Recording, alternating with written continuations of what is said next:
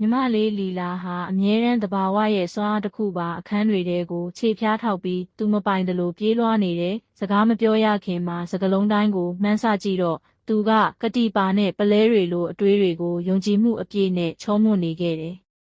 လူတွေကသူမကိုရဲရင်တယ်လို့ခေါ်ကြပေမဲ့သူမကိုရေမောလိုက်ပါတယ်ဒါဟာရဲရင့်မှုမဟုတ်ပါဘူးလို့သူမကကျွန်တော်ကဘသူလဲဆိုတာကိုသဘောကျတာပဲလို့ပြောပါတယ်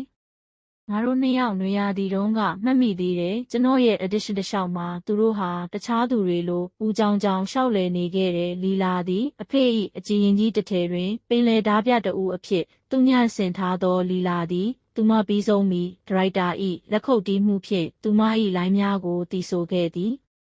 နောက်တော့ကျွန်တော်မအောင်မြင်ဘူးလို့အခိုင်အမာယုံကြည်ပြီးခြံဝမှာရှောက်လိုက်တယ်သူမကငါဘေးမှာခဏလောက်တိတ်တိတ်လေးထိုင်ပြီးယုံကြည်မှုဆိုတာမော်ဆန်တဲ့အရာတစ်ခုမဟုတ်ပါဘူးအဲ့ဒါကလေ့ကျင့်မှုတစ်ခုပါပဲကျမကိုယ်တိုင်လည်းတန်တရားဖြစ်မိပေမဲ့ကျမကိုယုံကြည်ဖို့ရွေးချယ်လိုက်တာပါကိုလေးစားတဲ့ညီမလီလာကတတိရှိဖို့ပဲသင်ပေးခဲ့တာမဟုတ်ဘူး